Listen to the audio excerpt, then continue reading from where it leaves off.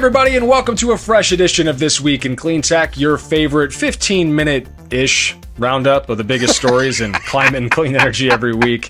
Today is Friday, January 16th, 2025. If you're keeping track at home, I am Paul Gerke, Factor This Content Director, joined as always by Cleantech commentator Mike Casey of Tigercomm. We do have a special guest on the show, Nico Rivero from the Washington Post, joining us shortly. In the interim, some pleasantries. Mike, how you been? I'm fine. Did you know that Aaron Nichols, who I don't know whether he is, I think he's on a mission to displace us, Paul Gerke. This guy is all over LinkedIn, but I gotta say we gotta give him a shout out because he's awesome and he got engaged. Congratulations, Aaron Nichols. You never replace Paul Gerke. Woo, on engagement. Congrats. I know where this is headed. Cool. Marriage and babies. That's dude, he got all cleaned up and everything. He lost the beard. He was looking all handsome. And he awesome. He was looking good. Yeah, we love to hear it. And we love to hear from you guys when you do take something out of the show. I put the pressure on my counterpart last week to get us an email address that you guys can send story ideas to, that you can send feedback to, opinions. I see in bold font in the script that we've been sent this week that there is a new email address. And I'd like to read it for the people that are listening at home or in their cars. I'm going to spell it for them too, because of course, this is not an easy email address. You couldn't have done 123@usa.com. It's twic@tigercomm.us. So twic, This Week in Cleantech, TWIC at Tigercomm. That's 2 M's, Tiger, COMM.us. Send your emails to that address and someone's going to check them. Is it you? Are you going to check them? We're going to get Alex Peterson on that. We go right to Mendez's inbox with this. Where do those go? I'm sending it to Mendez. I'm sick of his attitude. He got into boss mode last week, and I've been getting emails about star trailers, clothing allowances. It's always drama with you. It's like a soap opera. He wants to fly on the private jet out to the next RE+. I'm like, dude, the corporate jet is reserved for Paul and me. Yeah, buddy. As much as we love RE+ here on this show, we got to start touting D-Tech now. That's right around the corner. That's my company's big bag. D-Tech is fast approaching. That's going to be like my jump into the deep end is like return to work. I'm like kind of onboarding these next couple weeks, and then I'm out there. My first trip with the newborn at home. So keep me in your thoughts and prayers, Mike. First story we're covering this week. Let's get into the show. First story by Robinson Meyer from Heatmap. It's called Paul Gerke Forgets How to Work, forgets to go to conference. No, I'm sorry. Scoop, local pushback, canceled data centers surged in 2025, Paul Gerke. Forgetting how to work would imply that it wasn't Schadenfreude from the very start.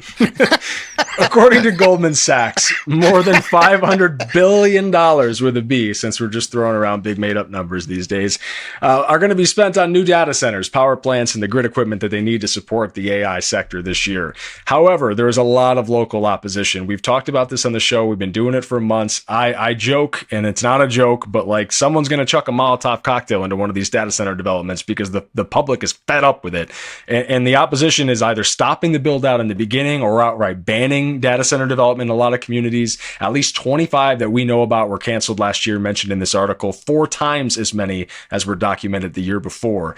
Those projects accounted for about 4.7 gigawatts of electricity demand. So no small amount. Like we talk about canceling offshore wind projects and stuff. We're talking about that amount of energy, 4.7 gigawatts. It's an awful lot. According to Heatmap review, at least 99 out of 770 planned data center projects are now facing opposition today, and about 40% they predict will eventually be canceled. Mike, your thoughts on this? Yeah, this opposition, it shows the public is beginning to question how expensive and infrastructure heavy AI really is going to be. So the number one concern from the public is high electricity prices, but second is water use. Yep, as it so should experts dispute the data centers are unusually large water users. That's followed by concerns about electricity consumption and the high electricity prices that played big roles in last year's election in New Jersey and in Virginia. It also represents a challenge for utilities and grid planners as they try to forecast how quickly the sector will change power demand overall. The amount of electricity used by data centers in the U.S. grew by 22% last year, and aggressive predictions suggest that power sector's use will double or triple over the next 10 years. So this opposition might slow that growth only 2 data centers were canceled from opposition in 23, 6 in 24, and now 25 last year, and 21 of those were canceled in the back half of 25. So just last month, several environmental organizations call for a national moratorium on data center construction as well. Paul, story number 2. Story number 2, this one from Blake Britton and Nico Rivero. It's from Reuters, titled U.S. Judge Lets Denmark's Ørsted Resume Rhode Island Offshore Wind Project That Trump Halted. Mike, they say that history may not repeat itself, but it often rhymes. This sounds awfully familiar to me. Tell me what was in this article. Yeah. So last week we talked about the current administration's halt of 5 offshore wind projects on the U.S. East Coast. And these are, by the way, these are projects that are being built. Right? These are people who are with workers that are hired, they're building things. So this week, a judge declared that Danish offshore wind developer Ørsted can continue construction on its Revolution Wind project, which is 87% finished. Yeah, almost done. Paul. Yeah. This is the second time in 4 months the project has won a court order to block the government's stop work order. The government stop work order cited classified information regarding offshore wind's impacts on national security. Mm-hmm. Yeah, and I am the viceroy of Venezuela, Paul. But Judge Royce Lamberth rejected the order to halt the Revolution Wind project because the administration's argument about national security concerns failed to justify it legally, which means it flunked the laugh test. Paul. Speaking of the laugh test, I forgot about your new moniker, Viceroy of Venezuela. I think that's got some real sticking power. We need to get you a t-shirt, maybe a business card with something on it. Revolutionary, thanks for the pity laugh. I appreciate that. Revolution Wind attorney Janice Schneider argued the government's order violated laws that govern administrative procedure and due process. She said the developer was not able to review the classified information about offshore wind. So how classified is it that the developer's not even aware of it? It leads to some skepticism of the government's true motives. Equinor and Dominion have also filed lawsuits. They're related to their Empire Wind and coastal Virginia offshore wind projects, which have also been halted through the acts of the Trump administration. Mike, story 3. Will Wade, Noreen Malik from Bloomberg. New York tells data centers they must pay for more power, Paul Gerke. All right. New York Governor Kathy Hochul has got some plans. She wants data center operators to generate their own electricity, co-located. Or they need to take on more of the cost of powering their facilities if they can't deliver significant job growth or other benefits to the state. And we know these data centers don't always have a bunch of people working on them, Mike. It's not exactly a labor-intensive full-time, hiring boon that we're talking about here. And this isn't an effort to protect ratepayers. The state's trying to attract data centers for economic growth, but electricity prices in the Northeast are already a bit out of control. Hochul's initiative also includes steps to modernize and speed up the interconnection process to the grid, a focal point for a lot of folks these days. The state now targeting 5 gigawatts of nuclear capacity as well. I'll believe it when I see it, Mike. Your thoughts on that? Thankfully, FERC issued guidelines last month that would prevent data centers from taking power from existing generators without investing in grid reliability first, which would help with rising costs. Data centers can be great for economic development, but only if the costs of serving them aren't pushed to everyday customers. Paul, our 4th story. I want to note, Paul, we're rounding the bend at 8 minutes and 35 seconds. So, Senator Gerke, we could actually finish in under 15 seconds. Don't you tell me how fast my horsey's running when we're in the home stretch, buddy. That's the worst time. Our 4th story, Tasman Lockwood at CNBC. Big tech is poaching energy talent to fuel its AI ambitions. They didn't get you yet, though, Mr. Casey. Still out there, free agent. Yeah, big tech companies investing in AI are offering me $1 trillion pay package. No, I'm sorry. That's Elon Musk. That's going to be the only way you get that damn Star trailer. Some AI company comes offering it. They're beginning to hire energy experts as they look to secure access to power for their energy-intensive data centers. According to Workforce AI, energy-related hiring rose 34% year-on-year in 2024. And last year's hiring almost matched this pace. Amazon and Microsoft, perhaps you've heard of them. Yeah. They're leading the talent war.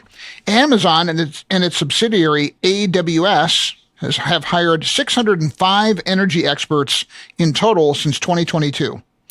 Microsoft has hired 570 in the same time frame, including General Electric's former CFO, Carolina Dybeck Happ. in 2024. Big tech is also looking to acquire energy-related companies and contract workers. Take, for example, Alphabet. They're set to acquire the data center company Intersect for $4.75 billion with a B in cash. That includes the assumption of debt, and project construction managers are being brought on through temporary contracts to oversee the initial infrastructure build-out rather than being hired full-time. Paul, your thoughts on this piece? I'll keep it quick and easy for you so we can keep that horsey running on pace. There's a grayer and grayer area between a tech company and an energy company. In order to keep these data centers online, it's sort of a prerequisite that these companies have got to know a little bit about energy infrastructure and the sort of EPCs that can get it online and the stuff that you might need or places you can't go and build. It's sort of all becoming one world, and it's creating competition between big tech, clean energy companies, utilities, others in the energy infrastructure space. And big tech's got the money, Mike. They're swinging these big salaries around. They and do? that's where the talent's going to go. We're literally making up numbers on this show every single week. Daniel Smart, CEO of Green Recruitment Company, GRC, said, quote, "There are tech companies that are turning into energy companies." I couldn't agree more. Morningstar analyst Travis Miller argues, however, that increased energy demand might instead create opportunities for utilities as big tech approaches them for support rather than trying to acquire them. He says that it's such a large amount of energy that they can't do it themselves. Talking about collaboration, that's another theme that we bring up often. Mike, our last story of the day.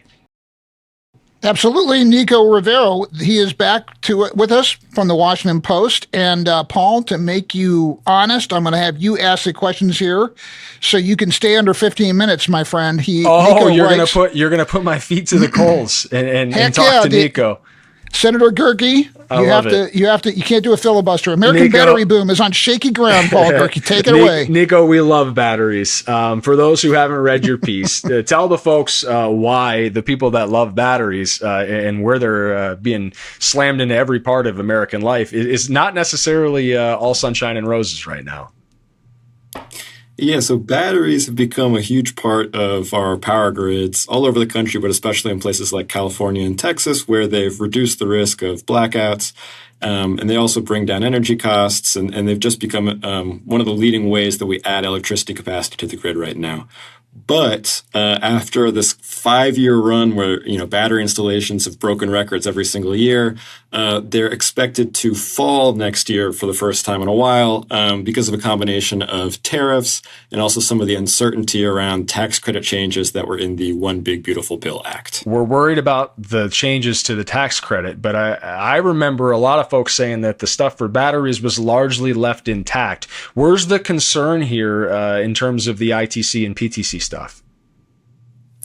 Yeah, so those credits were mostly left intact. There are some new requirements around domestic content and basically trying to take out Chinese-made cells from the U.S. supply chain. They're mostly left intact.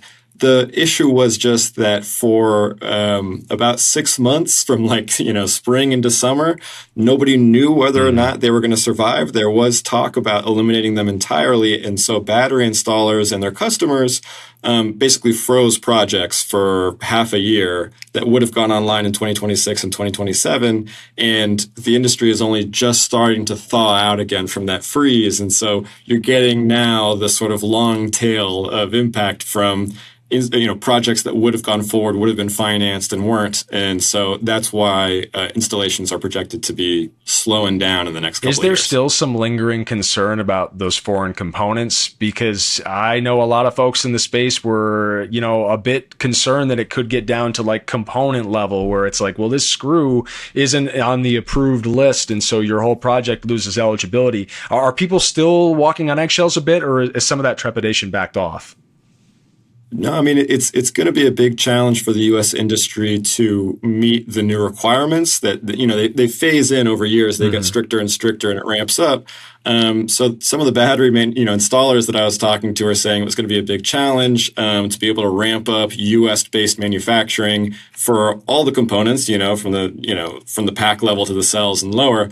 But that they could pull it off. And actually, one interesting reason why they were optimistic was that the EV industry's loss could be the stationary battery industry's gain here. So some companies that had been building EV battery manufacturing factories. Ford. I'm sorry, I got a nasty cough. Ford.